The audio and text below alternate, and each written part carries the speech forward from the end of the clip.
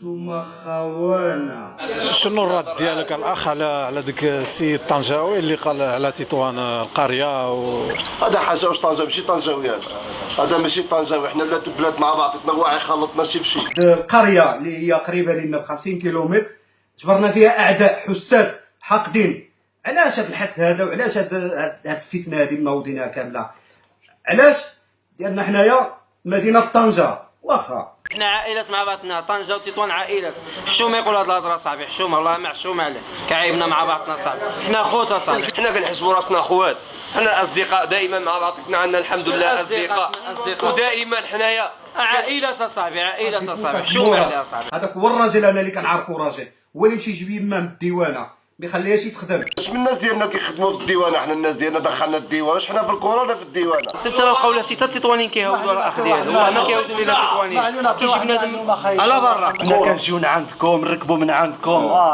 لا حنا ما عندنا والو، حنا في تطوان دابا، حنا في القريه ساكنين في الجبل. الميساج الثالث ديك الشيخ ابرون اللي كتعيطوا له نتوما الحاج، لان حاشا واش يكون حاج بعدا. هذا الانسان حنا كنعترفوا به، جابنا جوج بطولات احترافيين وما عمرنا نهضروا فيه. هذاك عم مالك ابرو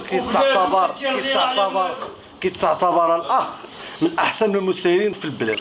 دخلنا الديوانه ما الديوانه ما الحاج ما الحاج، شغلك في الحاج انت. هذاك جابنا جوج بطولات احترافيين اخاو ديالي، هذاك ماشي بينا مضخم، تطوان ماشي مضخم من قدام، واش عنده بالو؟ الشمال كامل ماشي مضخم، كلشي فرحان بعم مالك، وهذاك اش عنده؟ وكان مصدر الرزق ديالو في طنجه، فهمتي كيفاش؟ كان مصدر الرزق ديالو في طنجه.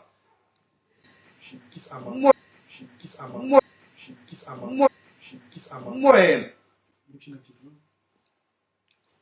حاجه يا اخرى زيد لك البال ديالك اللي كتعيطوا للحاج ابرون. مشينا لتطوان كتامر على مع الجامعه على اتحاد طنجه. هذا الانسان هذا جاب الله ماشي يولي، هذا مخلص، هذا شي واحد عطاه شي بركه بدا كيهضر كيخلص لي معاود مع تطوان. هذه اللي حاشا يكون كيهضر، حنا جيران مع بعض، حنا خوت بعض، انا صحابي كاملين طنجه. وزيدون علاش اسمح لي، حنا الناس ديالنا كاملين مزوجين طنجه وما مزوجين تطوان، علاش دخلنا في شي حنا عندنا منك بزاف. بحال دابا انتينا اللي كنعطي، حنا عندنا الروينه نعطيوها اللي بغيتي يقول لي عجبك، اللي يعجبك نقول له، انا نقول لك. ولكن عطيك نصيحه واحده وتقبلها مني كمؤخرين، شوف شي دكتور نفساني والله يجازيك.